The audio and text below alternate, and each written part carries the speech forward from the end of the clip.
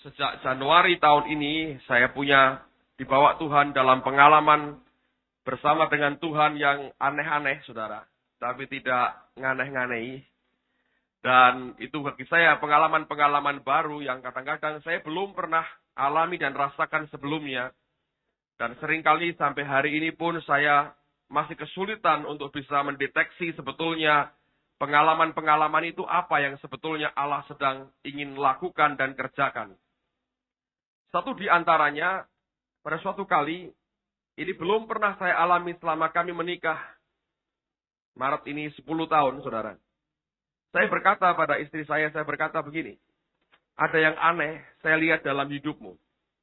Saya merasa kamu ini kayak perempuan asing. Aneh sekali, saudara. Saya lihat istri saya ini kayak orang asing. Saya berkata, kamu ini kayak bukan istri saya. Dan saya ngomong, saya nggak bisa jelaskan itu apa. Tapi yang saya rasakan kayak hubungan saya dengan kamu, ikatan yang selama ini ada tiba-tiba putus. Dan kami biasa terbuka, suami istri, tidak ada yang kami coba tutupi dan selesaikan sendiri. Dan pada waktu dia dengar itu, saya tahu pertama kali dia dengar tidak terlalu ngerti apa yang saya maksudkan.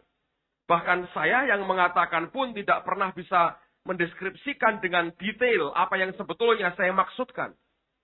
Tapi dalam pergumulan dengan Tuhan, saya bicara mungkin 2 kali dengan dia.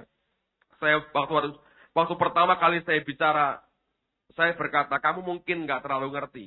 Hari berikutnya saya ngomong lagi, karena apa yang saya rasakan itu makin kuat. Saya berkata, ini serius sekali.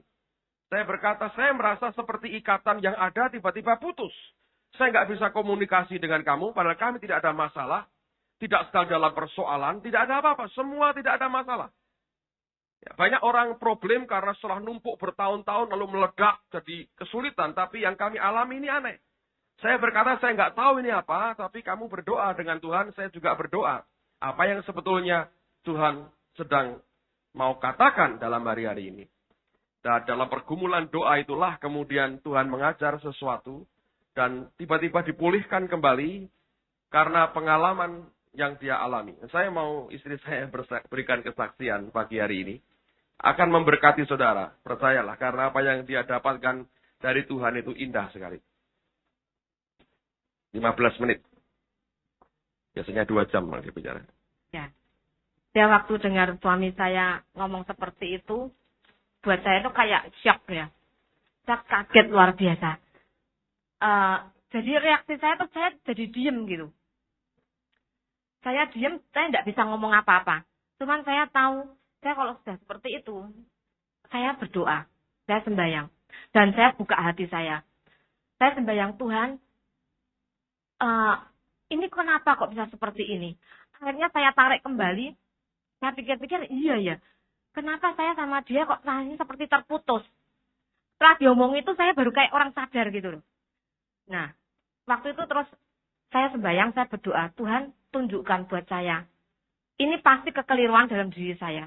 Saya seringkali dalam rumah tangga, kalau ada pergesekan, ada yang tidak enak, ada hal yang ganjel, itu saya berdoa, dan saya tidak cari kesalahan siapa-siapa. Saya cari kesalahan saya sendiri. Saya minta Tuhan yang tunjukkan. Saya kalau cari kesalahan saya juga saya tidak mampu, tapi kalau Tuhan tunjukkan, saya baru tahu. Waktu saya berdoa gitu, saya sampai nangis. Karena itu kayak membuat saya kaget sekali ya. Jadi hari-hari itu saya sembahyang, saya nangis tok. Dan Tuhan tunjukkan buat saya. Sampai akhirnya suatu ketikanya saya baru bisa ngelihat diri saya sendiri. Waktu itu saya bisa gini, loh ternyata hati saya ini selama ini jauh dari Tuhan. Saya ini waktu tahu hati saya itu jauh dari Tuhan, saya itu ya kaget. Saya gini, ya Tuhan ternyata saya bisa ke gereja tiap minggu. Saya tidak pernah absen ke gereja. Saya tidak pernah absen hari Kamis. Tapi hati saya bisa jauh dari Tuhan. Bisa itu terjadi dalam hidup kita. Termasuk dalam hidup saya. Setelah saya tahu gitu, saya nomor 1 saya bertobat sama Tuhan. Saya bilang, Tuhan ampuni saya. Ternyata hati saya itu sudah jauh dari Tuhan. Dan saya ingat lagi, ya hidup saya waktu jauh dari Tuhan. Terus arah pandang hidup saya tuh bisa ke hal-hal yang lain. Nanti saya bacakan firman Tuhan. Sekarang kita baca dulu ya di Mazmur 119. Waktu itu saya ingat Mazmur ini karena apa? Mazmur ini begitu saya selesai baca Mazmur ini, saya sama firman Tuhan itu menyukai, senang firman Tuhan. Dan saya ingat saya waktu diajari doa dengan firman, saya belajar baca dengan firman. Mazmur ini 119 itu kan Mazmur paling panjang, 176 ayat. Ini saya selesaikan dalam waktu 1 bulan baru selesai. Karena setiap kali ini, aduh kok belum terjadi dalam hidup saya jadikan itu doa dalam hidup saya. Terus saya jalan lagi, saya ke ayat yang selanjutnya, berhenti lagi. Sepertinya ayat ini kok belum terjadi dalam hidup saya. Saya berhenti, saya jadikan doa lagi dalam hidup saya. Sampai menyelesaikan itu sampai 1 bulan. Nah, kemarin waktu Tuhan ingatkan, orang kalau sudah jauh dari Tuhan, tidak ada lain kecuali mesti baca firman lagi. Karena saya untuk doa, hati saya sedang seperti orang kayak disobek gitu ya. Karena kaget, shock gitu. Saya berdoa, setelah itu bingung mau berdoa apa. Jadi kayak orang tanggung gitu. Karena baru ketemu lagi gitu, Tuhan, berdoa apa bingung. Terus saya ingat, saya tidak bisa berdoa, saya akan ambil firman, tak pakai untuk doa. Jadi saya berdoa dengan firman. Terus saya ingat, untuk supaya hati saya kembali ke Tuhan, saya mesti baca 119. Terus ayat ini mulai tak baca. Dari 1, 2, 3 terus saya rutinkan terus. Saya baca terus. Sampai akhirnya ada beberapa kalimat-kalimat yang itu memberkati hidup saya. Di ayat 9 dikatakan, dengan apakah seorang muda mempertahankan kelakuannya bersih, dengan menjaganya sesuai dengan firman-Mu. Saya berhenti di ayat ini, Tuhan, buat supaya aku tuh jadi orang yang bersih di hadapan-Mu. Aku harus menjaga sesuai dengan firman-Mu. Tolong aku Tuhan. Sudah itu saya doa lagi.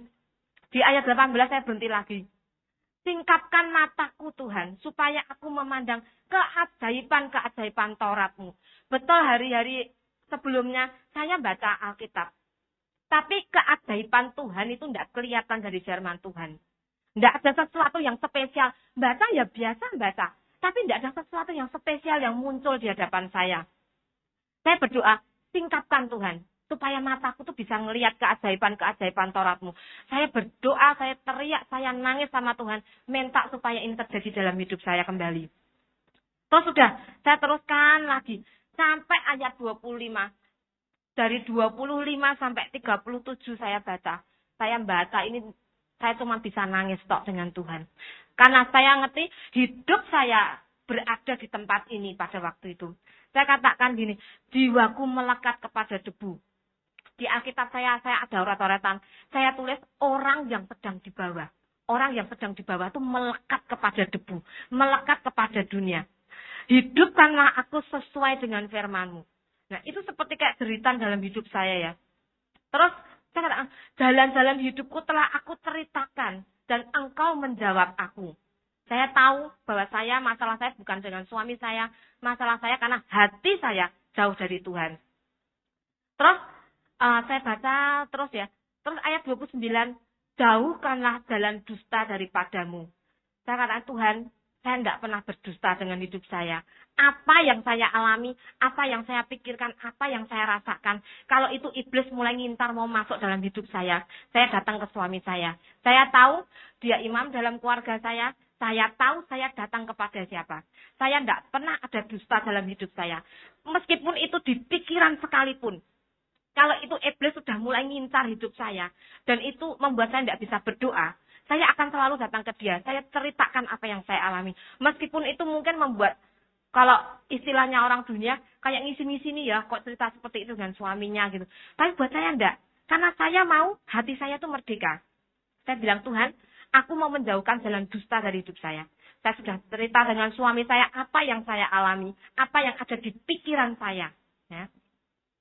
Dan terus katakan gini, dan karuniakanlah aku Taurat-Mu. Saya cuma minta, Tuhan karuniakan Taurat-Mu. Berikan aku tuh firman-Mu. Terus ayat 32 dikatakan gini, aku akan mengikuti petunjuk-petunjuk-Mu sebab engkau melapangkan hatiku. Dikatakan di terjemahan yang lain, aku akan lari pada jalan-jalan Tuhan sebab hatiku merdeka. Waktu itu saya seperti ngeklaim ayat ini. Tuhan, yang ganjel di hati saya, yang ada masuk, iblis yang masuk lewat pikiran saya sudah ceritakan semua kepada suami saya. Saya sudah merdeka, saya sudah tidak ada apapun dalam hidup saya, di hati saya yang menghalangi saya. Saya sekarang ini mau lari Tuhan. Saya tidak mau cuma jalan, saya mau lari. Saya klaim ayat ini. Sebab saya tahu hati saya sudah merdeka. Dan terus dikatakan ayat yang ke-34. Buatlah aku mengerti, maka aku akan memegang Tauratmu. Aku hendak memeliharanya dengan segenap hatiku. Biarlah aku hidup menurut petunjuk perintah-perintahmu. Sebab aku menyukainya. Condongkanlah hatiku kepada peringatan-peringatanmu dan jangan kepada laba.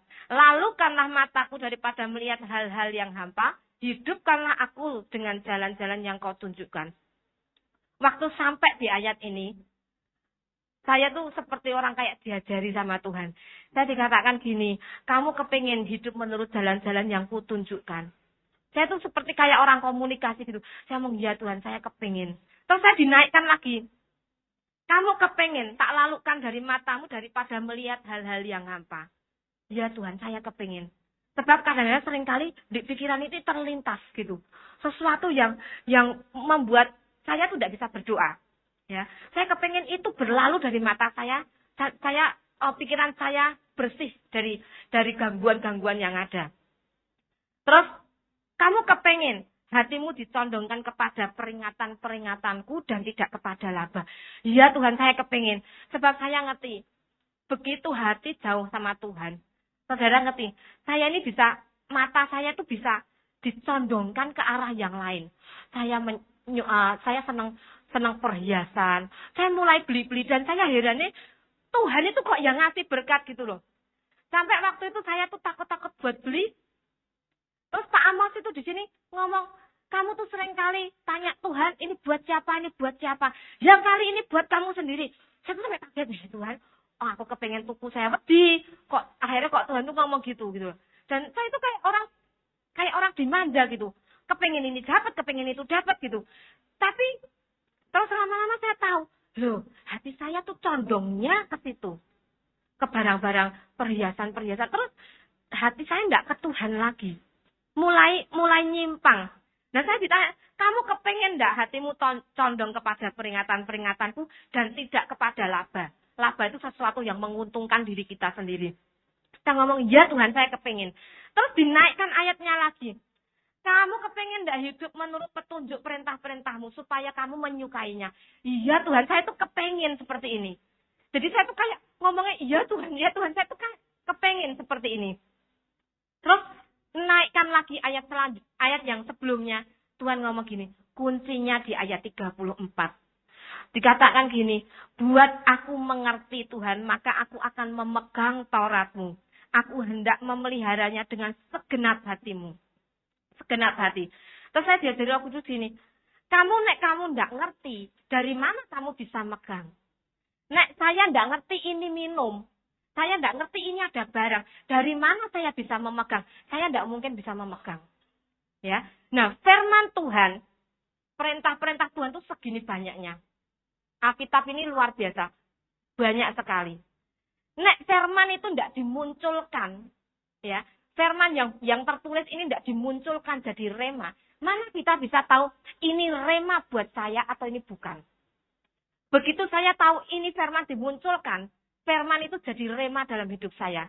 Saya tahu, oh ini rema, tak pegang dalam hidup saya, tak simpan dalam hati saya. Saya menyimpannya dengan segenap hati, itu dalam arti kata saya tak simpan dalam hati firman yang jadi rema itu tadi. Kalau saya bisa memegang firman ini dengan segenap hati, di dalam hati saya akan bisa, seperti yang Tuhan katakan, kamu bisa hidup menurut perintah-perintahmu dan kamu akan menyukai firman, kamu akan bisa menyondongkan hatimu kepada perintah-perintah dan tidak kepada laba. Kamu akan bisa melalukan dari hidupmu daripada melihat hal-hal yang hampa, hal-hal yang sia-sia, yang tidak berguna buat kerajaan surga. Pada waktu saya dapat seperti ini, saya ini luar biasa hati saya, sukacita. Saya bilang, terima kasih Tuhan. Rupanya pertobatan saya itu mengakibatkan Tuhan mau bicara lagi dengan saya. Saya bersukacita karena di sini saya belajar. Setiap kali ada kekeliruan dalam hidup saya datang ke orang yang bersangkutan, ya, orang yang bimbing saya, istilahnya tanda petik, yang bimbing saya, suami saya datang ke dia, saya ceritakan. Setelah itu saya sembahyang sama Tuhan, saya bertobat. Saya minta ampun sama Tuhan, karena apa? Ditunjukkan. Selama ini bukan masalah problem kamu dengan suamimu, tapi problemnya karena hati kita jauh dari Tuhan. Itu problemnya.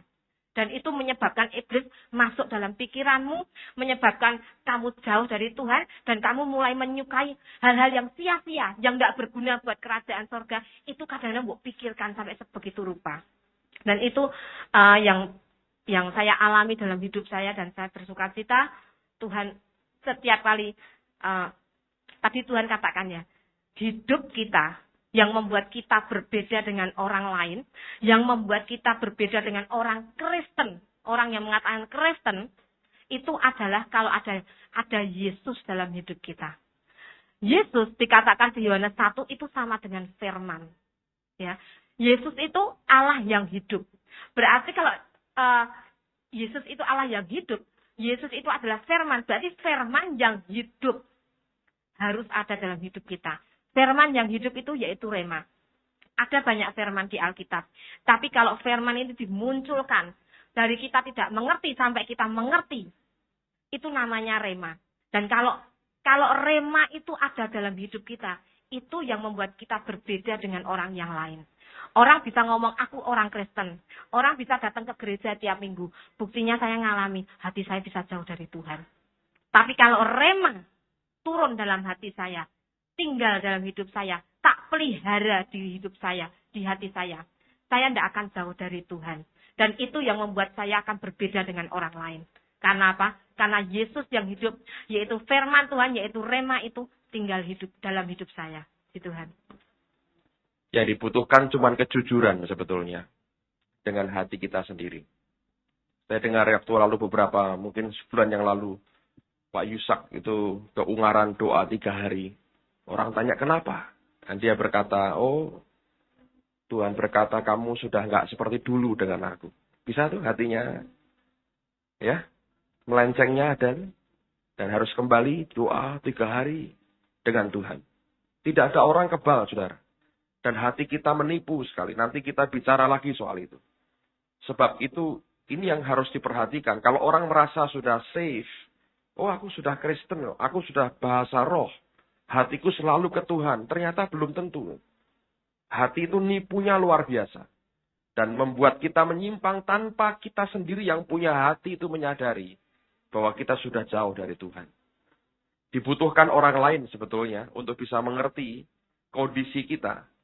Jadi orang Kristen yang mau safe, mau aman, Anda harus terbuka dengan teguran orang lain. Mungkin orang itu tidak menemukan evidence, bukti apapun. Karena hati jauh dari Tuhan, siapa yang bisa membuktikan? Ya, kalau orang berkata, kamu hatimu jauh dari Tuhan. Mana buktinya? Secara fisik, orang nggak bisa menemukan bukti apapun dalam hidup kita. Tapi kalau kita punya roh Tuhan itu akan memberikan warning, memberikan sign, tanda. Bahwa orang yang kita ajak bicara, sebetulnya hatinya jauh dari Tuhan. Amen, saudara. Dibutuhkan akan kejujuran, dan itu akan memberkati kita sekalian. Mari kita kembalikan perpuluhan kita pada pagi ini sebelum kita belajar firman. Kita tundukkan kepala dulu. Silakan duduk, saudara. Pagi hari ini, saya ingin menyampaikan akan 3 hal yang sangat penting sekali berkaitan dengan gereja lokal. Kemarin dimulai akan penyegaran, pemantapan kembali akan semua ketua MK dan pelayan rayon. Dan saya bersyukur bahwa kita sudah melihat akan hasil yang baik sekali. Dan saudara yang mengikuti dari pertama apa yang kami coba berikan, saudara akan melihat akan peningkatan kualitas yang baik dalam melengkapi saudara sekalian. Supaya kita akan memiliki satu kali bukan hanya gereja dengan sel, tapi gereja sel. Dan kembali kepada pola yang Alkitab inginkan. Saya melihat dalam setahun ini Tuhan memberkati kita dan saya bersyukur untuk semua itu. Nah, sebelum kita lebih jauh nanti Anda dibawa masuk dan mengenal akan gereja sel dan hidup sebagai keluarga Allah, kata Alkitab. Secara benar, saya mau tunjukkan kepada saudara, paling tidak ada 3 elemen dasar yang akan Tuhan pulihkan berkaitan dengan kebenaran akan gereja lokal ini. Dan aneh sekali, dalam minggu yang lalu ini saya terima majalah buletin bulanan dari Kenneth Hagin, dan dia juga membahas, walaupun tidak terlalu detail, tentang gereja lokal, pentingnya gereja lokal buat setiap kita. Saya tahu bahwa ini subjek yang jarang sekali kita bicarakan, tetapi oleh karena kita serius dengan apa yang kita mau garap bersama, yaitu kita ingin satu kali kita ini menjadi gereja sel, di mana inti kekuatan itu ada pada mesbah keluarga yang kita punya. Bukan sekedar pada kebaktian besar semacam ini. Oleh karena itu saya berdoa, dan saya berdoa Tuhan, ajari kami apa yang harus dan akan Engkau kerjakan dalam hari-hari mendatang. Sampai kemudian dalam hari-hari yang lalu Tuhan membuka mata rohani saya. Dan Tuhan berkata ada 3 hal yang akan aku segera pulihkan. Sebelum aku datang yang kedua, dan ini semua berkaitan dengan kehidupan kita sebagai keluarga Allah. Saya berdoa supaya apa yang disampaikan hari ini akan membuka mata rohani saudara. Sebab ini merupakan dasar. Kalau dasar ini Anda masih tidak setuju dengan cara Tuhan, dan sistem Tuhan, dan pola Tuhan, menurut saya kita akan kesulitan untuk menerapkan akan yang namanya gereja sel. Gereja sel itu membutuhkan suatu tingkat kepercayaan yang sangat tinggi. Timbal balik kepercayaan yang sangat tinggi. Dan itu pernah terjadi dalam gereja yang mula-mula. Kalau ini hilang dalam kehidupan bergereja, maka tidak mungkin akan tercipta yang namanya gereja sel. Kita boleh punya suatu sistem sehebat apapun. Tetapi kalau rohnya tidak benar, maka hasilnya juga tidak akan ada. Saya baru berjumpa dengan seorang teman. Saya tahu dalam gereja yang dia pimpin, dia punya sistem dan cara pengaturan job description yang begitu luar biasa. Sampai beberapa hamba Tuhan berkata, kita perlu contoh bagaimana mereka membentuk akan sistem yang begitu luar biasa. Saya telepon dia, saya berkata, bisakah saya minta 1 kopi dari buku tentang sistemmu? Dia berkata, bisa. Lalu saya tanya pertanyaan kedua, sampai seberapa jauh ini jalan? Dia berkata, tidak jalan sama sekali. Baru halaman pertama, macet katanya. Tapi saya berkata, coba saya mau baca. Lalu dia berkata begini, kalau spiritnya keliru, seberapa hebat sistem yang kita bentuk, tidak akan jalan. Tapi kalau spiritnya, rohnya benar, ini akan jalan dengan luar biasa.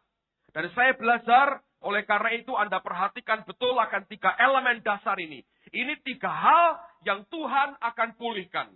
Di antaranya apa yang istri saya saksikan pada pagi hari ini merupakan elemen yang tidak boleh hilang dari kehidupan sebagai anak Tuhan. Yaitu takut akan Tuhan. Baik, saya mau mulai yang pertama, Anda perhatikan baik-baik. Sebagian ini mungkin masih merupakan hal yang baru. Saya ingin coba jelaskan sesimpel mungkin supaya Anda mengerti. Sebagian daripada pola Tuhan Anda boleh tidak setuju, tapi Tuhan tidak pernah minta persetujuan kita. Anda harus tahu itu. Nah, 3 hal apa yang akan Tuhan pulihkan dalam kehidupan bergereja pada akhir zaman ini. Saya percaya bahwa gereja merupakan embrio daripada kerajaan Allah yang akan dia tegakkan di muka bumi ini, di mana anak-anaknya akan memerintah bersama dengan dia. Tidak ada embrio lain kecuali gereja yang dibentuk oleh Allah sendiri, yang akan merupakan suatu cikal bakal daripada kerajaan surga. Karena Alkitab berkata kelak kita akan memerintah bersama dengan dia. Dan oleh karena itu hal pertama, saya percaya ini yang Tuhan nyatakan, yang akan dipulihkan Tuhan dan sedang memasuki masa pemulihan adalah yang namanya pemerintahan gereja atau church government. Nah, saudara sekalian, saya mau ajak Anda melihat secara garis besar karena ini merupakan hal yang tidak mudah untuk dilakukan. Apalagi kita orang-orang timur. Seringkali ini bukan merupakan hal yang simple. Tapi saya mau katakan ini apa yang Alkitab ajarkan. Anda boleh bongkar Alkitabmu, Anda akan ketemu dengan pola ini. Nah, seperti apa bentuk pemerintahan gereja? Pagi ini saya mau jelaskan kepada Anda apa bedanya yang namanya teokrasi, pemerintahan oleh Theos, oleh Allah sendiri, dan yang namanya demokrasi, pemerintahan oleh rakyat. Nah, mari kita lihat akan dua dasar yang berbeda, dan di mana banyak gereja hari ini mencampurkan keduanya. Dan begitu kedua aspek ini dicampurkan, yang Anda lihat adalah kekacauan dan tidak ada yang lain. Nah, dengarkan baik-baik. Dari mana sebetulnya gereja dimulai? Gereja dimulai oleh Tuhan sendiri. Dan setiap gereja lokal dimulai oleh Allah sendiri. Bukan oleh manusia. Tetapi Tuhan akan berurusan dengan orang atau pribadi yang Dia pilih. Itu merupakan hal yang kita harus mengerti. Gereja Perjanjian Baru dimulai oleh Tuhan sendiri. Dan Tuhan bergerak bersama dengan para rasulnya. Itu hal yang tidak bisa dipungkiri. Para rasul tidak muncul setelah jemaat sekian ribu berkumpul, lalu mereka menentukan siapa rasulnya. Tapi jemaat itu ada oleh karena para rasul memberikan hidupnya bagi Allah, mereka mulai memberitakan kebenaran, Yesus ditinggikan, lalu Dia menarik semua orang datang kepadanya. Itu yang Alkitab katakan. Nah, ini merupakan pola yang kita harus mengerti. Nanti saya akan bandingkan bedanya apa dengan demokrasi. Nah, sekarang lihat 1 Korintus pasal yang keempat. Ini merupakan dasar pertama. Lihat mulai ayat yang ke-9. 1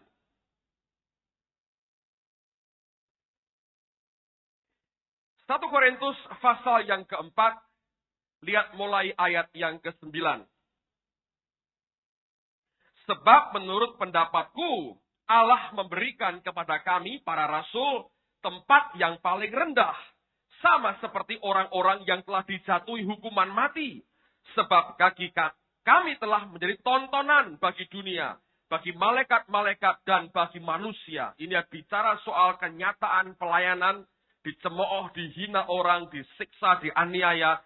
Dan itu yang Dia alami. Ayat 10. Kami bodoh oleh karena Kristus. Tetapi kamu arif dalam Kristus. Kami lemah, tetapi kamu kuat. Kamu mulia, tetapi kami hina. Ini pernyataan yang keras sekali sebetulnya. Dia beritakan kepada jemaat yang Dia rintis sendiri. Ayat 11. Sampai pada saat ini kami lapar, haus, telanjang, dipukul, dan hidup mengembara. Kami melakukan pekerjaan tangan yang berat. Kalau kami dimaki, kami memberkati. Kalau kami dianiaya, kami sabar. Kalau kami difitnah, kami tetap menjawab dengan ramah. Kami telah menjadi sama dengan sampah dunia, sama dengan kotoran dari segala sesuatu, sampai pada saat ini. Ayat 14. Hal ini kutuliskan bukan untuk memalukan kamu, tetapi untuk menegur kamu sebagai anak-anakku yang kukasihi. 15. Anda perhatikan, ini ayat luar biasa. Sebab sekalipun kamu mempunyai beribu-ribu pendidik dalam Kristus, kamu tidak mempunyai banyak bapa. Karena akulah yang dalam Kristus Yesus telah menjadi bapamu oleh Injil yang kuberitakan kepadamu. Nah, lihat bagaimana gereja di Korintus dimulai. Bukan oleh karena mereka yang mengundang Paulus. Tapi Allah yang memulai bersama dengan Paulus. Itulah sebabnya Dia berkata, setelah berjalan memang betul, kamu punya beribu-ribu pendidik. Hari ini kita bisa punya puluhan ribu pendidik. Anda bisa baca buku, dengarkan kasetnya, Anda bisa nikmati ribuan pengajar. Luar biasa. Paulus berkata, tetapi engkau hanya punya satu Bapa di dalam Kristus. Dan Dia berkata, akulah yang dalam Kristus adalah Bapamu. Oleh karena apa? Oleh karena Injil yang aku beritakan. Gereja tidak dimulai dengan organisasi. Gereja dimulai oleh Tuhan sendiri. Dan Dia memilih akan orang pilihannya untuk memulai akan jemaatnya. Nah, Paulus mulai dalam pelayanan. Dia merintis beberapa tahun di Korintus. Dan apa yang Dia kerjakan? Perintisan yang Dia buat membuat Dia harus bertanggung jawab, menumbuhkan akan jemaat yang Dia mulai. Dan di mana-mana, kemanapun dia pergi, itu yang selalu dia kerjakan. Dia membangun akan jemaat begitu rupa, sampai satu kali dia melihat ada orang-orang yang Tuhan tunjuk menjadi para tua-tua dari gereja itu. Bersama dengan dia, lalu mereka inilah yang mengatur pemerintahan gereja. Paulusnya bisa tinggal beberapa saat di situ, tapi ketika panggilan rasulinya mulai jalan, dia tinggalkan jemaat lokal itu dan dia serahkan kepada tua-tua yang dia tetapkan sendiri. Nah sekarang mari kita lihat 1 Timotius pasal yang ketiga. Ayat yang pertama mulai. Anda lihat ini. 1 Timotius pasal 3 mulai ayat yang pertama. Benarlah perkataan ini. Orang yang menghendaki jabatan penilik jemaat menginginkan pekerjaan yang indah. Karena itu penilik jemaat haruslah seorang yang tak bercacat. Ini bicara tentang tua-tua, saudara. Suami dari satu istri. Dapat menahan diri. Bijaksana. Sopan. Suka memberi tumpangan. Cakap mengajar orang. Bukan peminum. Bukan pemarah, melainkan peramah. Pendamai. Bukan hamba uang. Seorang kepala keluarga yang baik. Disegani dan dihormati oleh anak-anaknya. Jikalau seorang tidak tahu mengepalai keluarganya sendiri, bagaimanakah ia dapat mengurus jemaat Allah? Janganlah ia seorang yang baru bertobat, agar jangan ia menjadi sombong dan kena hukuman iblis. Ini yang banyak terjadi. Orang baru bertobat diangkat-angkat, saudara. Akhirnya sombong, kena jerat iblis, hancur sendiri hidupnya. Ayat 7. Hendaklah ia juga mempunyai nama baik di luar jemaat, agar jangan ia digugat orang dan jatuh ke dalam jerat iblis. Ayat yang ke-8. Syarat-syarat bagi diaken. Demikian juga diaken-diaken haruslah orang terhormat. Jangan bercabang lidah. Jangan penggemar anggur. Jangan serakah. Melainkan orang yang memelihara rahasia iman dalam hati nurani yang suci. Mereka juga harus diuji dahulu. Baru ditetapkan dalam pelayanan itu. Setelah ternyata mereka tak bercacat. Lihat kata ditetapkan. Bukan dipilih. Ditetapkan. Setelah diuji baru ditetapkan. Ayat berikutnya. Demikian pula istri-istri hendaklah orang terhormat. Jangan penfitnah. Hendaklah dapat menahan diri. Dan dapat dipercayai dalam segala hal.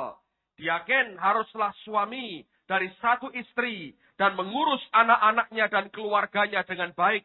Karena mereka yang melayani dengan baik. Beroleh kedudukan yang baik.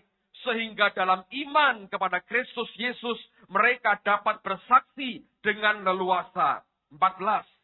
Semuanya itu kutuliskan kepadamu, walaupun kuharap segera dapat mengunjungi kamu.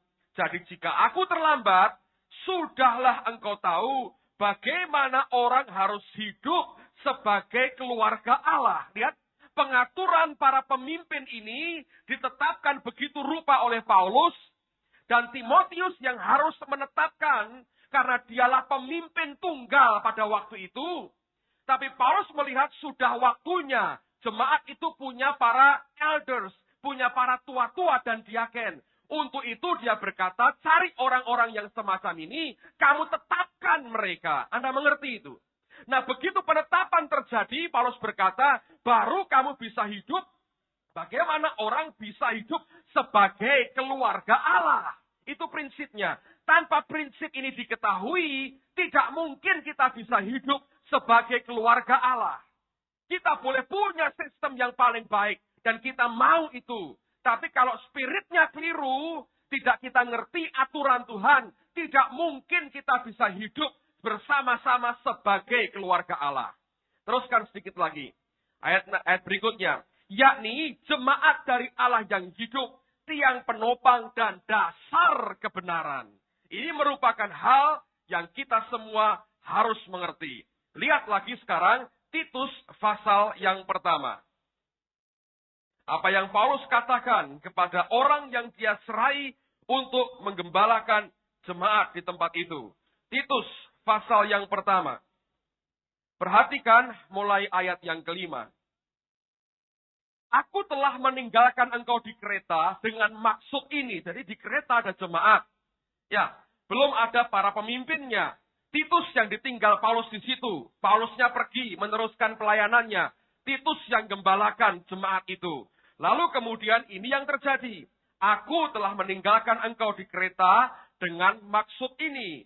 Supaya engkau mengatur apa yang masih perlu diatur. Dan supaya engkau menetapkan penatua-penatua di setiap kota seperti yang telah kupesankan kepadamu. Jadi tua-tua itu bukan dipilih oleh jemaat, tapi ditetapkan. Ini merupakan penetapan ilahi. Bukan sesuatu yang berbau demokrasi. Nanti saya jelaskan demokrasi itu dasarnya dari mana. Paulus berkata pada Titus, kamu aku tinggal di Kreta supaya engkau menetapkan penatua-penatua di setiap kota. Itu penetapan, ditetapkan kamu orangnya. Tentu itu merupakan suatu organisasi ilahi. Yang tidak mungkin kita bisa judge, kita bisa nilai dengan cara pandang sebagai manusia duniawi. Ini yang kita harus mengerti. Makanya saya berkata tingkat kepercayaannya sangat tinggi, bahkan sempurna. Itu yang diminta. Kalau kita mau hidup sebagai keluarga Allah, kalau ini hilang, hilang semua yang kita elemen yang kita mau sampaikan, yang kita mau bangun akan musnah. Oke, lihat lagi. Alkitab berkata ayat yang ke-6. Yakni orang-orang yang tak bercacat, orang-orang yang mempunyai hanya satu istri, yang anak-anaknya hidup beriman, dan tidak dapat dituduh karena hidup tidak senonoh atau hidup tidak tertib. Sebab sebagai pengatur rumah Allah, seorang penilik jemaat harus tidak bercacat, tidak angkuh, bukan pemberang, bukan peminum, bukan pemarah, tidak serakah, melainkan suka memberi tumpangan, suka akan yang baik, bijaksana, adil, saleh, dapat menguasai diri, dan berpegang kepada perkataan yang benar, yang sesuai dengan ajaran yang sehat, supaya ia sanggup menasihati orang berdasarkan ajaran itu, dan sanggup meyakinkan penentang-penentangnya. Anda lihat itu. Nah, ini cara yang dibuat oleh gereja yang mula-mula, dan menurut saya ini cara yang alkitabiah. Allah mulai satu gereja dengan seseorang, dia yang harus bertanggung jawab membangun, menumbuhkan akan jemaat yang Allah percayakan. Lalu akan tiba waktunya, di mana setelah beberapa tahun terjadi, pertumbuhan akan kelihatan, lalu Tuhan akan berkata, ini kriterianya, dan ini orang-orangnya. Lalu kemudian ditetapkan, inilah diaken, inilah tua-tua, inilah para pemimpin gereja itu. Rasulnya bisa tinggal, kalau dia punya jawatan gembala, dia bisa pergi. Dan dia berkata, tugasku selesai, aku telah taruhkan dasar, ada pemimpinnya, sekarang gua pergi. Nah, itu yang sebetulnya Tuhan mau. Sehingga, dengarkan baik-baik. Tanggung jawab para pemimpin itu pertama-tama adalah kepada Allah. Pemimpin tidak diwajibkan bertanggung jawab atas apa yang dia buat berdasarkan persetujuan daripada jemaat. Karena munculnya gereja dimulai oleh Tuhan dan Rasulnya. Lalu kemudian gereja itu muncul. Nah, apa bedanya dengan demokrasi? Nah, saya mau jelaskan, Anda mesti belajar sedikit sejarah Yunani. Anda akan tahu dari mana demokrasi dimulai. Dengarkan singkatnya begini. Daerah-daerah pesisir di Yunani pada zaman-zaman dulu, itu karena perdagangan mulai berkembang. Lalu daerah pesisir itu mulai muncul kota-kota baru. Tadinya orang hanya tinggal di pedalaman, saudara. Tapi kemudian muncul karena perdagangan dengan kapal dan sebagainya, orang bergeser ke pantai. Nah, itu terjadi secara natural. Tidak ada pemimpin berkata, ayo pindah. Nggak ada. Itu mereka muncul. Bertahun-tahun. Akhirnya muncul akan kota-kota baru di pantai-pantai di Yunani. Nah, akhirnya karena mereka tinggal sudah makin banyak rumah, ratusan kepala keluarga, bahkan mungkin ribuan. Lalu mereka bingung. Ini yang ngatur kita semua ini siapa? Tidak ada pemimpin yang mendirikan kota ini. Kita secara natural, kita pindah. Nah, siapa yang ngatur kita? Kalau selokannya macet, siapa yang ngurusi? Kalau ada musuh menyerang, siapa yang mempertahankan? Ada orang yang harus ngurusi akan kota kita, akan daerah kita. Lalu mereka pikir, waduh ini jumlahnya banyak. Mari kita pilih satu orang saja, kita pasrahi kota kita, tapi kekuasaan itu ada pada siapa? Ada pada rakyatnya. Karena mereka tidak memulai kota dengan satu pemimpin yang memulai. Sama sekali tidak. Lalu kemudian mereka berunding. Kita pilih yuk satu orang. Kita beri mandat untuk ngurusi kota. Dan kita mau tunduk kepada dia. Tapi garis besarnya kita yang menentukan. Mau seperti apa kota ini. Dalam perkembangannya, karena jumlah terlalu banyak, milih satu orang susah. Lalu mereka berkata, sudah sekarang kita buat perwakilan saja. Tiap-tiap blok, tiap-tiap daerah diwakili oleh satu atau beberapa orang. Berdasarkan apa yang kita setujui. Lalu mereka runding lagi.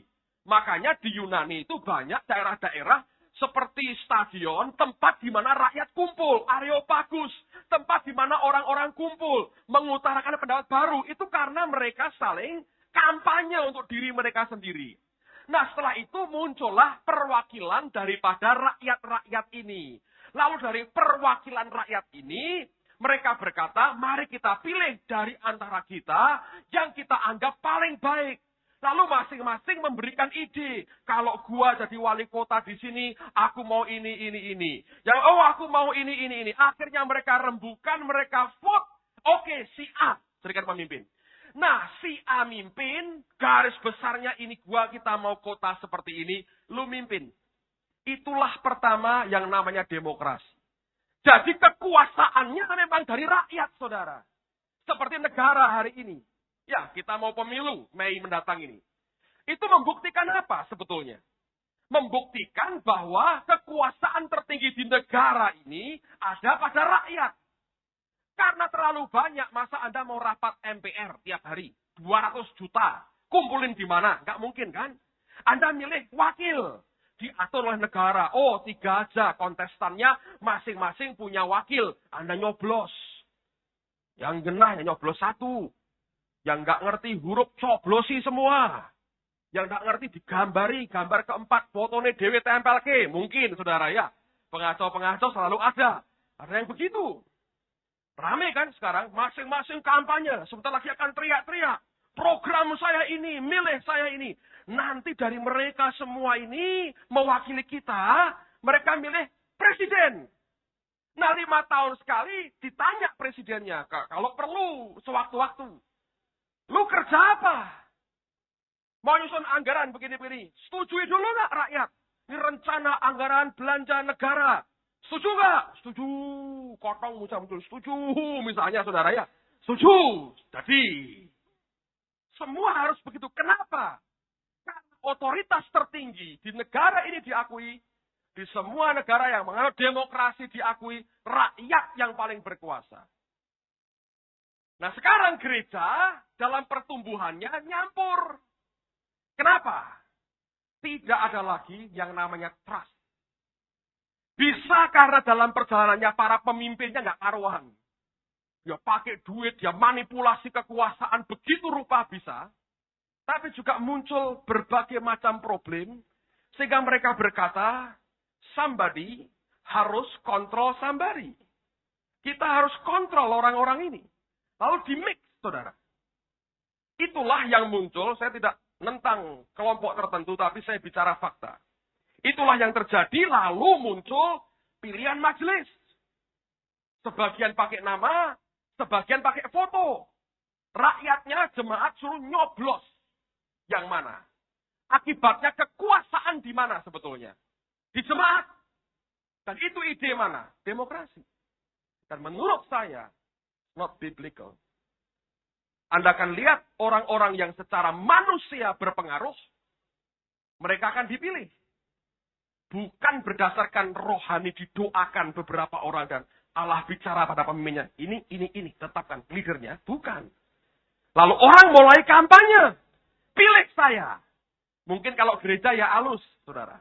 Besuknya rajin tuh. Om ini kok tiba-tiba rajin besuk. Oh, meh pilihan majelis. Kira-kira gitu, saudara. Dibesuk. Nggak taunya ulo, saudara. Dalam masuk kacau gerejanya.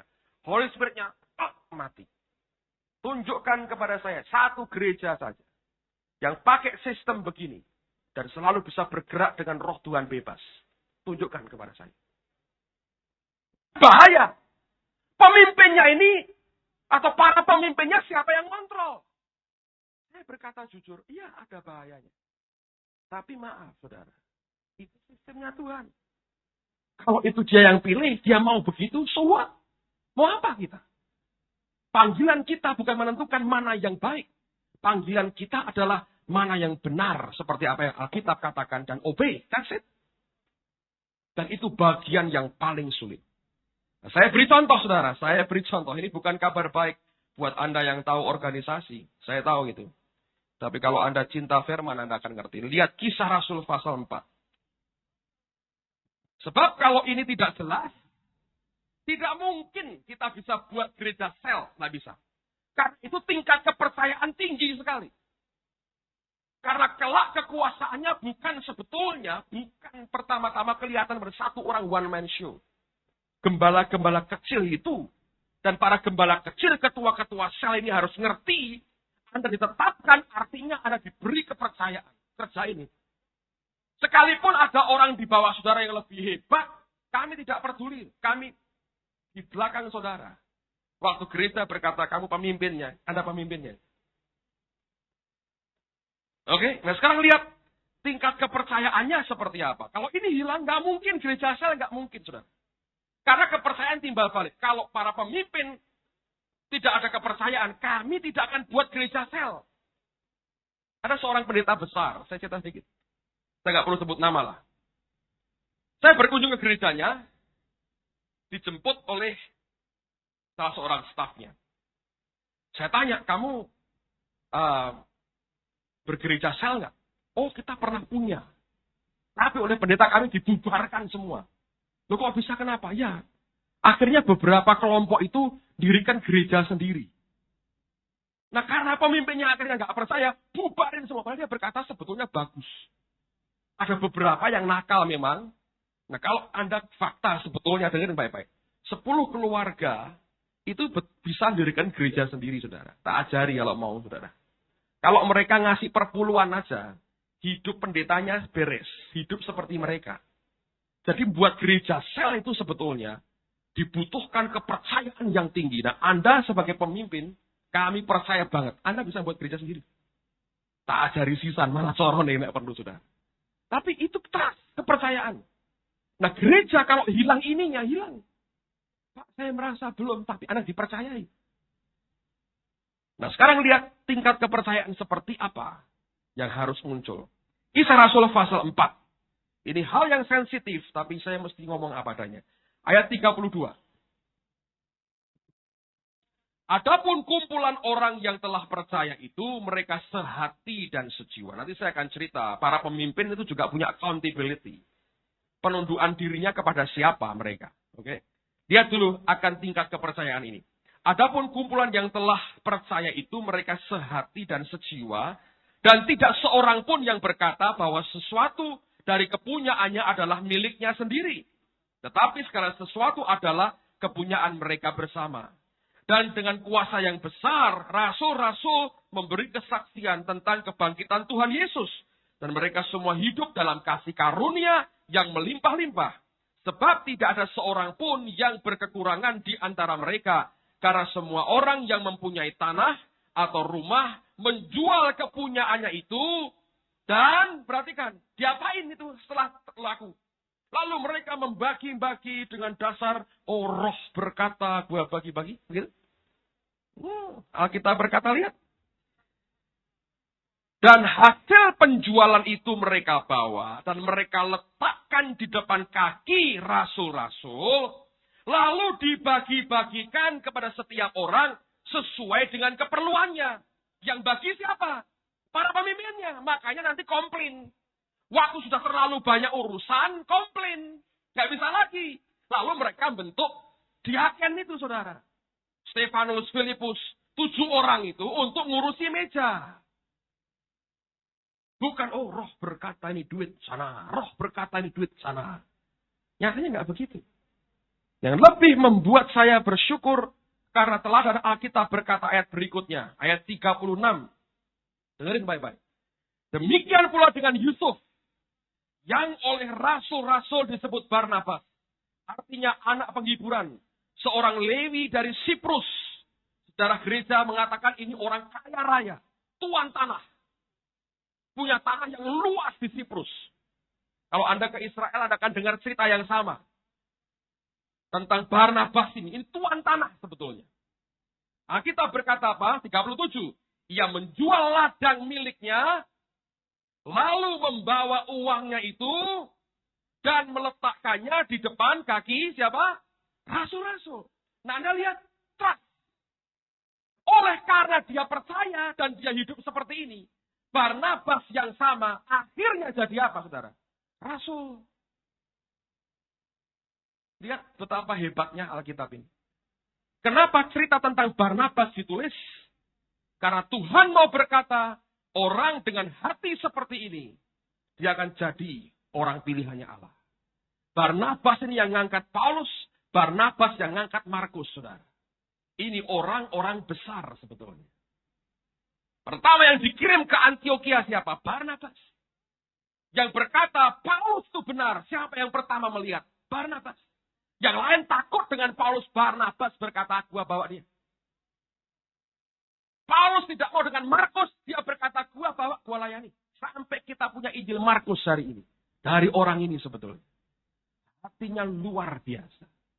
Nah, hari ini kenapa tidak banyak orang jadi rasul? Dengerin, problemnya begini, saudara. Saya ngomong belak-belakan. Di banyak gereja, sorry saya berkata terus terang. Begitu ada orang nyumbang banyak, gereja terbelalak matanya. Lalu didekati. Diangkat, jadikan majelis. Toroni timbuh. Kalau perlu pendeta ini nyoblos, sak anaknya, sak pembantu ini nyoblos dia pokoknya. Supaya jadikan majelis. Senang. Dua belah pihak senang. Si pendeta berkata, nah ini penyumbang tetap sekarang. Ya, kalau dulu cuma sekali-sekali, sekarang tak resmikan. Nah, perlu jadikan bendahara. Penyumbang tetap. Senang kan, saudara? Pendeta ini senang. Ya. Lalu gereja ini jadi api. Senang. Ini duitnya banyak. Nah, orang ini senang nggak? Senang. Kenapa? Orang dasarnya, dengerin, semua kita, termasuk saya. Dasarnya begini. Ini dasar manusia. Kalau saya memberi sesuatu, saya mau yakin yang saya beri ini nyampainya benar, diatur dengan benar. Betul nggak, saudara? Seperti orang ketika kecil dulu, ketika banjir, orang buat kapal-kapalan kertas, Anda taruhkan di air, dari jauh engkau ikuti. Ini nyampe kemana kapal gua? Oh, tenggelam di selokan sebelah. Oh, nyampe ke ujung gang saya. Anda pernah tahu ini? Nah, orang banyak yang tidak bisa punya hati seperti Barnabas. Ini tuan tanah. Dia jual semua tanahnya. Alkitab tidak berkata dia beli kerasulannya. Dia taruh di depan kaki rasul. Dan cerita itu berakhir. Munculnya tiba-tiba sudah jadi rasul. Dengarkan baik-baik. Ini trust. Ini gereja. Ini tubuh Tuhan. Nanti bagian ketiga saya mau jelaskan lebih gamblang lagi. Nah, sekarang para pemimpin ini accountability-nya, penundukan dirinya kepada siapa? Gereja punya 5 jawatan. Mungkin itu gereja lokal, tidak komplit atau belum komplit. Tapi dia punya accountability dengan orang-orang tertentu. Sesama hamba Tuhan. Dan orang-orang ini yang biasa saling ngomongi satu dengan yang lain. Semua orang hamba Tuhan yang punya begitu safe, saudara. Kalau kita nutup diri, jadi orang yang tidak terjamah oleh orang lain, tidak punya orang-orang yang dia ajak komunikasi, konsultasi, minimal dia telepon, dia ajak bicara, dia tanya pendapatnya, bahaya. Saya tahu itu.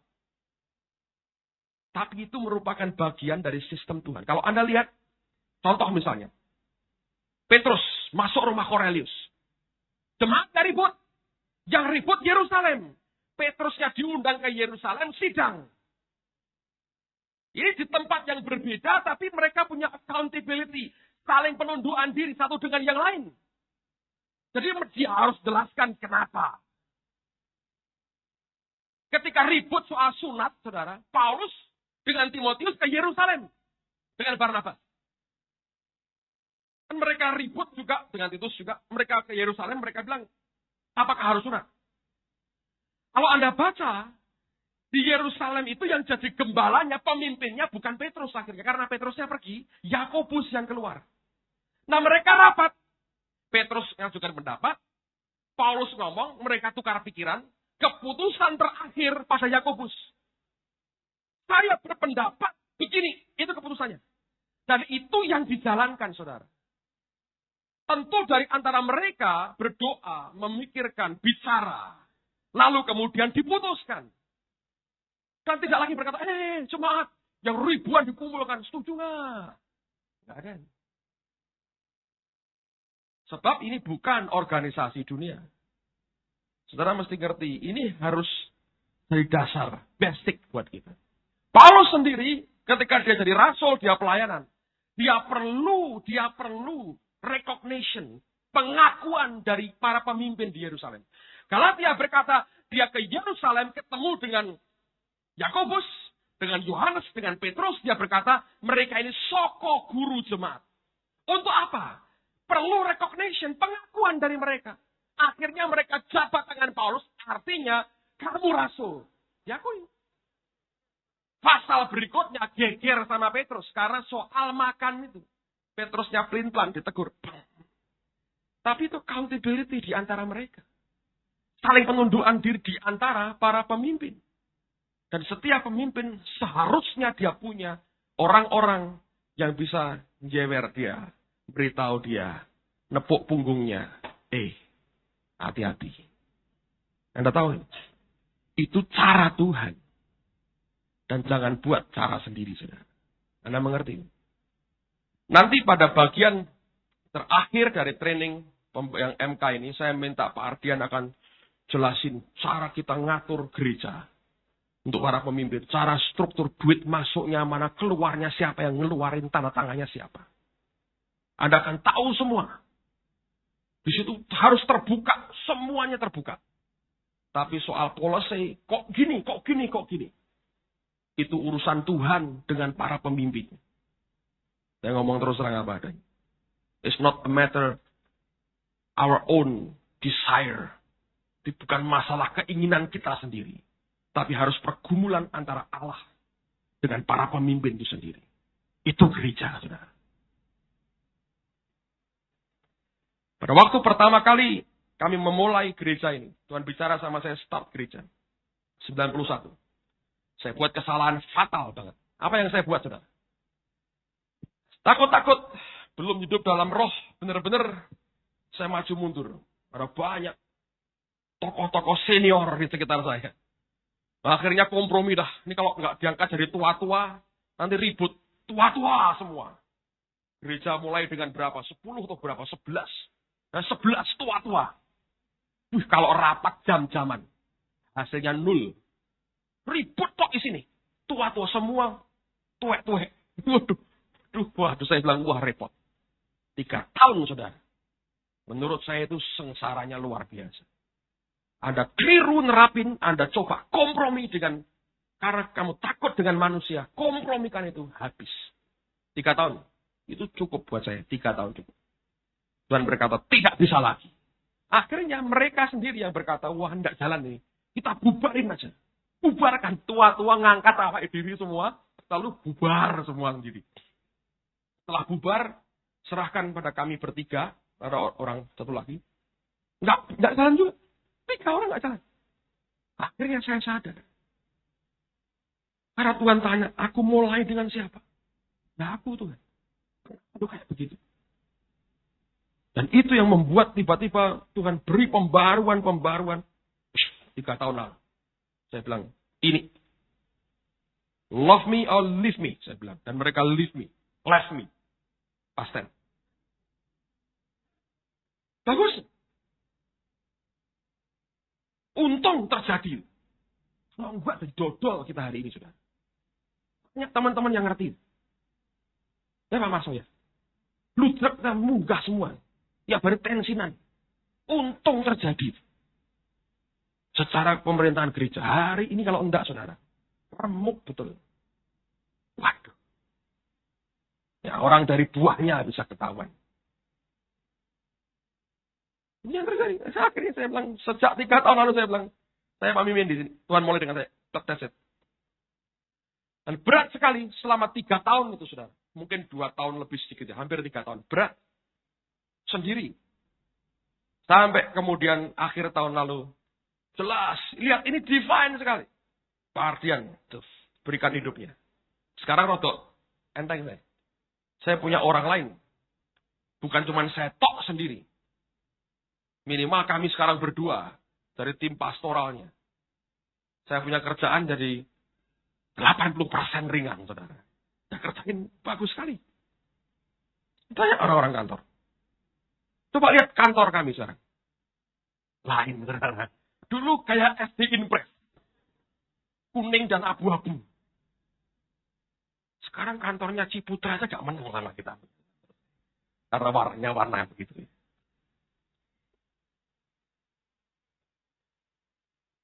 Lihat training MK yang hari ini ada. Cuma saya masih tunggu. Saya ngomong dengan seorang hamba gembala sidang di Semarang.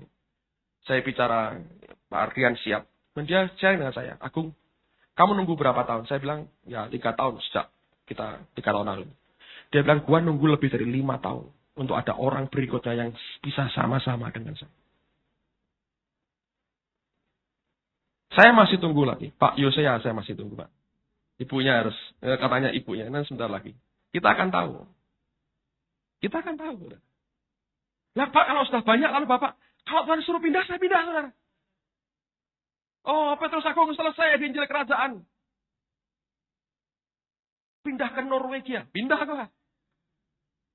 Walaupun itu tidak pernah jadi doa saya, dingin. Dan belum pernah ke sana. Pindah-pindah. Ini miliknya Tuhan. Saya selesai dengan pelayanan rasul saya, pindah-pindah. Selesai, that's it. Saya berat tua-tua, jalan. Pindah. Kalau harus pindah. Ya, saya akan kehilangan soto dan saya kehilangan gudeg dan itu kadang-kadang membuat. Tapi saya berkata itu basicnya begitu. Ini gereja ini bukan untuk nguripi pendetanya dan keluarganya dan anak beranak di sini, saudara. No way. Tapi kita mesti balik kepada apa yang Alkitab ini ajarkan. Persoalannya adalah percaya tidak?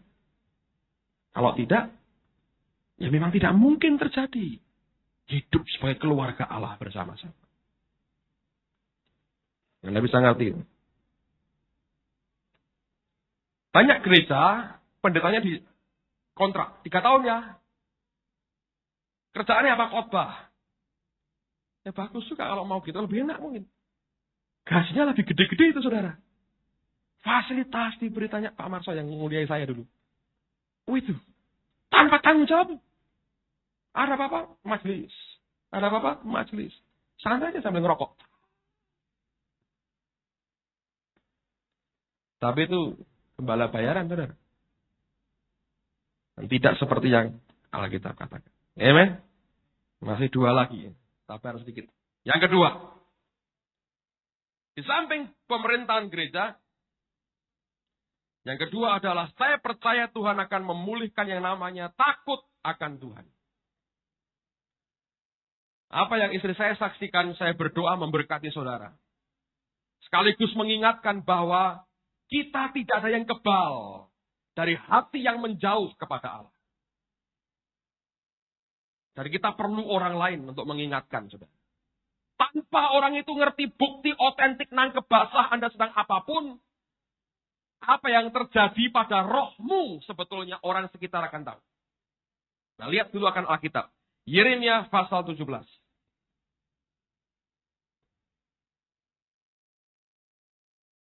Yeremia pasal 17. Ayat yang ke-9.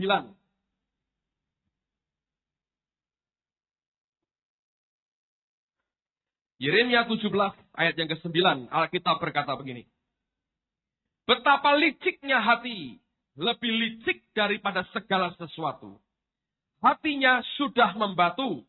Siapa yang dapat mengetahuinya? Ayat 10. Aku Tuhan yang menyelidiki hati, yang menguji batin, untuk memberi balasan kepada setiap orang setimpal dengan tingkah langkahnya, setimpal dengan hasil perbuatannya. Nah, New American Standard Bible menerjemahkannya bagus sekali. Saya bacain buat saudara. The heart is more deceitful than all else. Hati itu lebih licik, nipu banget, lebih dari segala sesuatu yang lain. Bu Indri berkali-kali bacakan ayat ini. Tapi terjemahan yang satu ini berkata bukan membatu, saudara. Tapi Alkitab berkata, dan is desperately sick. Desperately itu banget, sick itu sakit. Artinya hati itu liciknya luar biasa dan sedang sakit keras. Who can understand it? Siapa yang bisa mengerti? Tidak ada. Tapi Allah kita berkata, aku Tuhan yang uji hati. Saya minjam istilahnya Pak Timotius. Dia sering berkata begini, uang ini kok duwe loro edan katanya. Istilahnya dia. Tapi betul, dengerin baik-baik. Hati kita ini sakit. Semua kita. Hatinya sakit di depan Tuhan. Nah, sakitnya sakit apa ya? Sakit hati, sakit kedagingan itu, saudara. Saya belajar dari teman-teman yang yang tinggal di Irian ya. Mereka berkata, kalau mereka kena virus malaria dari nyamuk, ya, maka malaria itu ternyata tidak bisa diobati tuntas, nggak bisa. Obat itu hanya menekan, melemahkan akan virus malaria itu. Tapi nggak bisa nuntas obatinya, nggak bisa. Selama orang itu tubuhnya kuat, fit, makanya cukup, istirahat cukup, virus malaria itu nggak bisa tumbuh dan kontrol dia. Begitu kita makan terganggu, istirahat terganggu, tubuh kita nggak fit, gemeter saudara, kambuh lagi, gigil, malarianya kambuh. Nah, hati kita itu harus diwaspadai terus seperti penyakit malaria. Sampai kita mati yang namanya kedagingan ini tidak bisa, saudara, meninggalkan kita. Itu bagian dari nature kita. Makanya mikul salib itu setiap hari, kata Tuhan Yesus. Dan hati kita ini begitu licik sampai yang ditipu siapa? Diri kita sendiri. Seringkali kita merasa sudah aman. Tapi lihat Alkitab tadi berkata, begitu hatimu condong kepada yang sia-sia, sebetulnya hati kita sudah tidak condong kepada Allah. Coba buka Mazmur 19. Saya percaya takut akan Tuhan, kekudusan, semua ini akan dimulai ketika dia membongkar akan hati kita. Mazmur 19, ayat yang ke-12, dan ayat yang ke-13. 14 bahkan. Saya bacakan dulu. Alkitab berkata, lagi pula hambamu diperingatkan oleh semuanya itu, dan orang yang berpegang padanya mendapat upah yang besar. Berpegang pada apa? Pada firman. 13. Siapakah yang dapat mengetahui kesesatan? Bebaskanlah aku dari apa yang tidak kusadari. Ya tadi, ditipu oleh hatinya sendiri. Lindungilah hambamu juga terhadap orang yang kurang ajar. Janganlah mereka menguasai aku. Maka aku menjadi tak bercela dan bebas dari pelanggaran besar. Dalam terjemahan yang lain, ayat yang ke-13 dikatakan, who can discern his errors? Orang yang tahu komputer ngerti. Saudara Ferry bantu kita ada internet, ada email sekarang ini, dan kita beli komputer baru. Ketika program dimasukkan, diinstal, kadang-kadang kita coba error. Begitu error, kita nggak bisa terusin lagi. Tarik dulu, di mana errornya. Komputer aja ngajari kita seperti itu. Nah, kita berkata, who can discern? Siapa yang bisa ngerti akan errornya sendiri? Tuhan. Dan dia akan pakai orang lain. Makanya dengan namanya membedakan roh, discerning of spirit. Anda perlu orang lain. Anda perlu tubuh Tuhan. Makanya kita semua harus ikut MK menurut saya. Dan saya minta nanti semua pekerjaan pelayanan Tuhan di tengah-tengah kita harus lewat MK. Mau main musik, mau ikut sekolah minggu, harus gak ada pintas. Mau misi juga MK. Semua. Mau kawin, Anda ngomong ketua MK dulu baru ngomong ke saya. Oh enggak, tak kembalikan. Tak jadikan RT ketua MK. Pak Lurah nggak mau terima, nggak ada capnya RT, no way. Balik ke RT-mu, saudara. Saya pernah ngurusi mulai RT saya susah tidak karuan. Pagi, oh telepon lagi mandi. Gimana lagi? Telepon lagi, sudah berangkat. Malam belum pulang. Waduh, terus berhari-hari mulai RT. Susah. Tapi kalau kita mau MK kita jalan dari gereja sel, semua saya nanti mau minta semua lewat MK. Anda mau kawin, mau pindah rumah, mau apa, happy birthday, segala macam. MK. Nanti ketua MK-nya yang lapor ke gereja. Harus begitu. Enggak. Mau kawin, MK mana? Saya mau semua itu. Kenapa? Kita nggak bisa hidup sendiri. Siapa yang bisa ngerti atau kesalahannya sendiri? Nggak ada. Tuhan. Dia berikan rohnya buat kita. Untuk gereja pada gereja. Namanya membedakan roh. Discerning of spirit. Lalu kita bisa ngerti, kamu nggak beres. Orang lain bisa mendoakan, ngerti, cek oleh yang lain. Oke? Dan dia berkata, acquit me of hidden faults. Singkirkan, jauhkan aku, tarik aku dari kesalahan yang hidden, yang tersembunyi. Karena hati kita ini banyak nyimpen hal-hal yang tersembunyi. Also keep back thy servant from presumptuous sin. Atau jagai juga hambamu ini Tuhan dari dosa-dosa kesombongan. Let them not rule over me. Biarkan dosa yang tersembunyi, yang songkak, yang sombong itu tidak berkuasa atasku. Maka dia berkata, aku menjadi tak bercela dan bebas dari pelanggaran besar. Kalau Anda mau terbuka, seperti yang kami praktekkan, suami istri begini. Suami istri bilang apapun terbuka.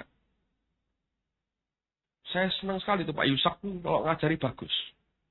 Satu kali dia lihat perempuan, kok menarik. Ngomong sama istrinya, aku kok tertarik sama itu. Itu bagus. Jadi tiap hari kok sama itu, tengking, plok gitu saudara. Tapi minimal terbuka. Enggak tahu-tahu borok di dalam jeblok. Terus dia anak 5 BUKI. Repot saudara. Gereja sama.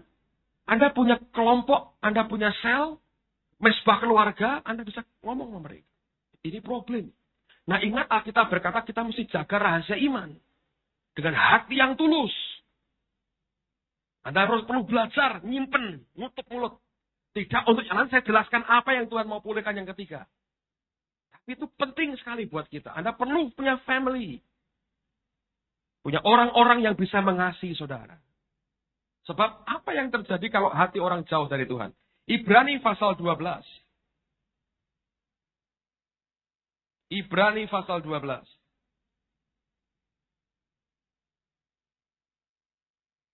Lihat pada ayat yang ke-15, 16, dan 17. Ibrani 12, ayat 15, 16, dan 17. Alkitab berkata begini. Jagalah supaya jangan ada seorang pun yang menjauhkan diri dari kasih karunia Allah. Kalau Anda mulai jauh dari dia, apa yang terjadi? Agar jangan tumbuh akar yang pahit, yang menimbulkan kerusuhan dan mencemarkan banyak orang. 16, kaitannya masih ada. Janganlah ada orang yang menjadi cabul, atau yang mempunyai nafsu yang rendah seperti Esau, yang menjual hak kesulungannya untuk sepiring makanan. Sebab kamu tahu bahwa kemudian ketika ia hendak menerima berkat itu, ia ditolak. Sebab ia tidak beroleh kesempatan untuk memperbaiki kesalahannya. Sekalipun ia mencarinya dengan mencucurkan air mata. Orang yang menjauh dari Tuhan nanti akan seperti Esau. Nafsunya rendah dan cabul. Kalau pacaran mesti tidak kudus. Cabul soalnya. Kok bisa Pak? Bisa.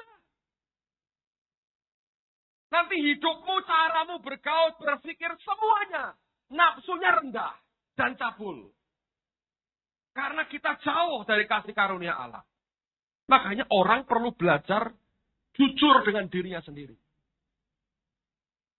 Dan ketua MK tidak boleh bosan untuk mendoakan, mendorong. Nanti ketua MK ada pelayan rayon yang Anda juga dilayani oleh mereka. Anda bisa mengerti dan terus. Dengan demikian semua akan teratur dengan baik, saudara. Ingat bahayanya orang yang hatinya jauh dari Tuhan. Apa yang istri saya sharingkan tadi, saya harap cukup memberi Anda pengertian. Tidak ada orang kebal. Kita harus terus kembali ke Tuhan, terus kembali ke Tuhan, terus kembali ke Tuhan. Karena dunia itu nariknya itu luar biasa. Yang ketiga, yang terakhir. Dia akan pulihkan, bukan hanya takut akan Tuhan dan kekudusan yang dia pulihkan. Dan saya berdoa dalam hari-hari, minggu-minggu mendatang, saya akan makin banyak bicara tentang ini. Tapi yang ketiga, dengarkan baik-baik, dia memulihkan akan kasih di antara kita. Coba buka Kisah Rasul pasal yang keempat. Penundukan diri kita satu dengan yang lain, bukan oleh karena peraturan, tapi oleh karena kasih. Dan ini akan dipulihkan Tuhan. Kisah Rasul pasal 4. Saya sudah sampaikan dalam kebaktian Kemis yang lalu. Lihat pada ayat yang ke-23. Kisah Rasul pasal 4 ayat 23. Sesudah dilepaskan, pergilah Petrus dan Yohanes kepada teman-teman mereka. Lalu mereka menceritakan segala sesuatu yang dikatakan imam-imam kepala dan tua-tua kepada mereka. Dalam terjemahan dikatakan bahwa they return to their own company. Mereka balik kepada kumpulan mereka sendiri. Companion. Jemaat sudah ribuan waktu itu. Nggak ada tempat untuk menampung ribuan orang. Anda boleh ke Yerusalem hari ini. Lihat akan market Yerusalem kuno. Lihat kota Yerusalem kuno. Tidak ada tempat menampung ribuan orang tanpa diketahui orang lain.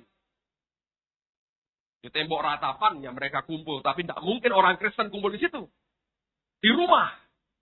Mereka punya companion sendiri. Kumpulan sendiri, saudara. Ini yang harus ada. Nah, dulu mereka butuh ini. Sekarang lebih-lebih, saudara. Makanya mesbah keluarga ini harus terjadi. Dan pasti akan terjadi. Makanya sekarang semua saya kembalikan ke mesbah keluarga. Kita minta semua lewat mesbah keluarga. Itu yang saya mau. Dan semua kita mau. Mereka kembali kepada kompanion mereka. Untuk apa? Cerita. Apa yang mereka alami. Didukung, didoakan. Roh Allah kerja. Mereka mengalami goncangan Tuhan yang hebat sekali. Itu yang terjadi. Dan lihat kasih itu dipulihkan. Dengarin baik-baik. Dengan sekian banyak orang saja. Nggak usah ditambah yang sore, saudara. Saudara nggak saling kenal kok. Saya bolak-balik diloroi orang di jalan.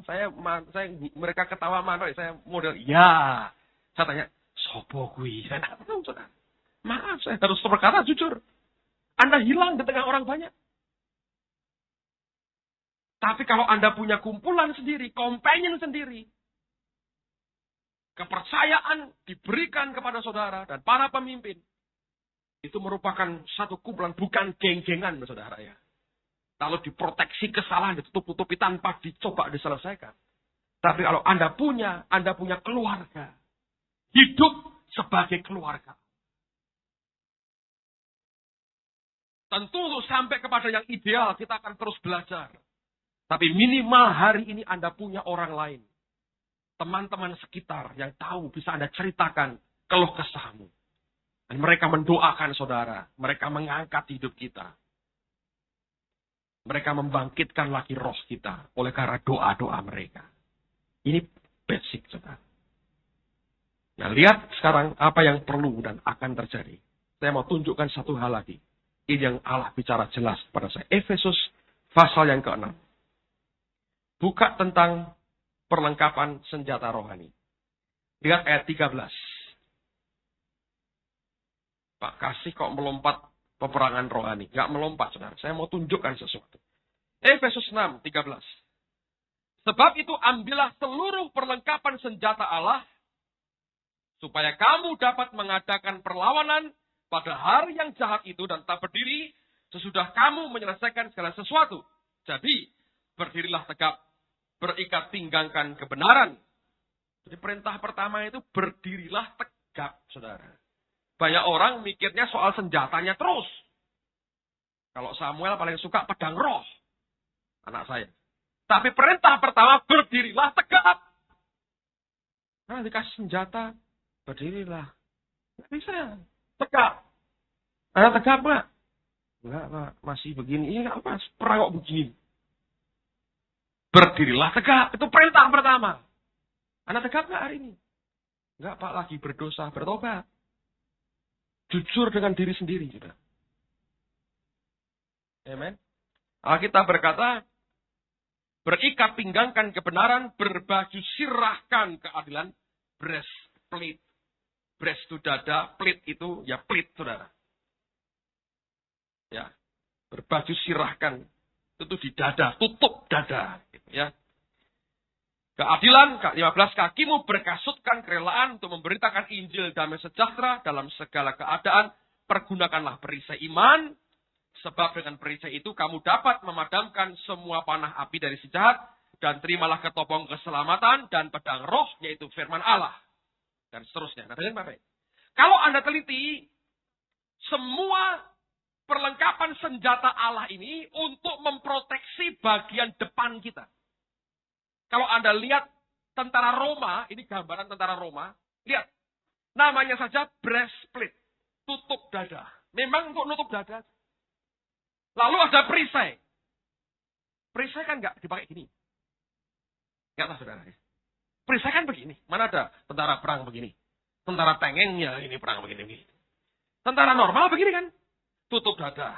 Lihat. Pedang. Masa pedangnya begini-begini. Ya kan? Pedang diarahkan ke depan. Anda dipukul kepalanya, ada helmetnya, ketopongnya. Dipanah, ditombak, ada perisai. Anda mau ditusuk dari depan, tutup dada, breastplate. Anda perhatiin baik-baik.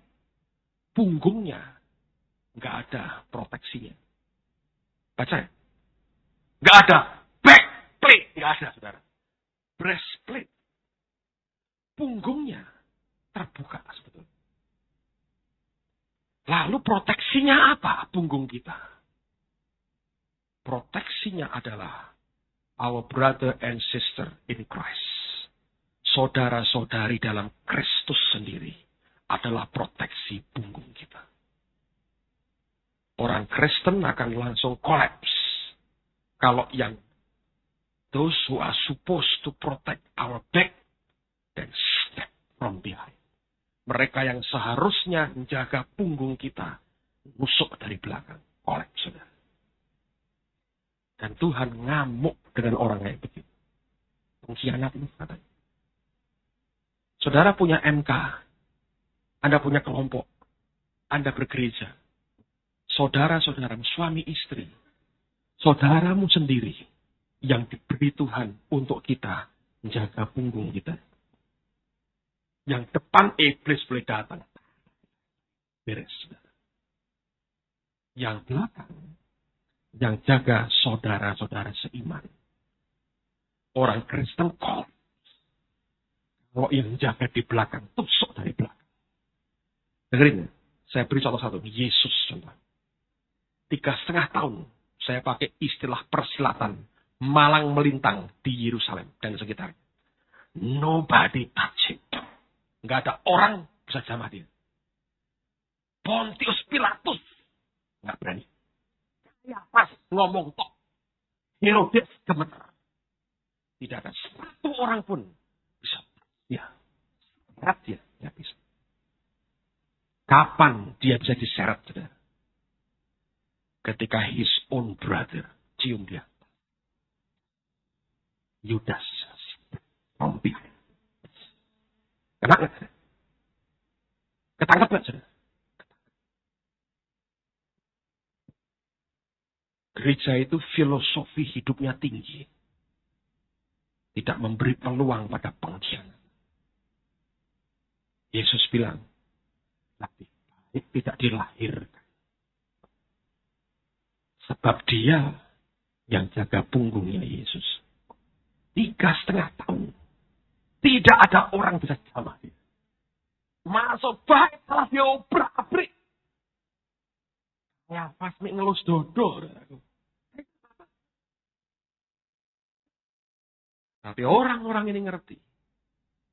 Yang terbuka itu punggungnya. Yang jaga punggungnya nusuk kena. Tahu? Yesus diseret dan disalibkan. Ya, dia nebus dosa kita. Tapi bukankah Tuhan berkata, buat orang kayak Yudas lebih baik tidak dilahirkan. Anda ngerti? Ini nilai Kristen, saudara. Di RRC, gereja nggak bisa dimusnahkan. Semua ketika ditangkap itu tutup mulut. Bayar pakai nyawanya. Tidak ada yang stuck rompi. Komunis selalu pakai sistem gini. Siapa yang salah? Tuding. Ketika mau cetung mulai berkuasa. Orang diajarin saya nuding. Nek saya dituding orang. Ini anti komunis. Langsung bunuh. Hancur tuh negara. Tidak ada kepercayaan dalam masyarakat. Lihat. Hancur. Ribuan orang di Tiananmen gila pakai tank. Manusia jadi kayak dodol, saudara. Sudah bukan manusia lagi. Value manusianya sudah drop. Kekristenan mengajar sesuatu yang hebat. Kita tentara Allah, tegak di depan. Tapi punggung kita terbuka. Istri dan suami saling jaga punggung masing-masing. Pasangannya. Jemaat jaga punggung pendetanya, pendeta jaga punggung jemaatnya. Semua dalam NK saling jaga punggung. Anda arahkan pisaumu kepada temanmu sendiri. Dia berkata lebih baik lu gak lahir. Anda mengerti itu? Value kekristenan. Seperti itu. Amen. Ketika saya lihat ini, Tuhan buka ini. Saya berkata, Tuhan, Engkau Allah yang luar biasa. Ini yang akan dipulihkan Tuhan, saudara. Enggak heran, dengerin baik-baik, enggak heran. Miriam berontak, kusta, Korah datang, buka bumi, kubur hidup-hidup. Tuhan kok begitu ya? Itu value-nya. Antara sesama anak Tuhan. Anda harus tahu, punggung saudaramu di tanganmu sendiri. Amen. Ayat terakhir. Imamat 19. Imamat pasal yang ke-19.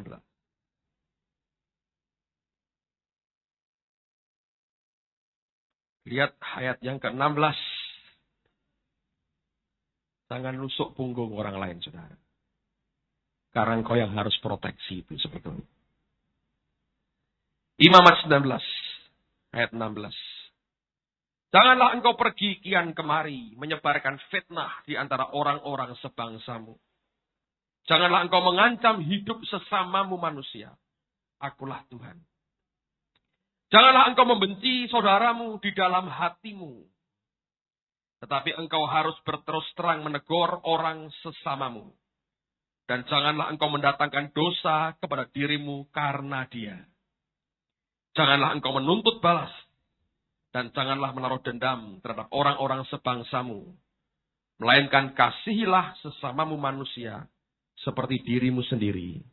Akulah Tuhan. Amen, saudara. Saya belajar, Anda mau tahu filosofinya orang Kristen. Ini filosofi ilahi.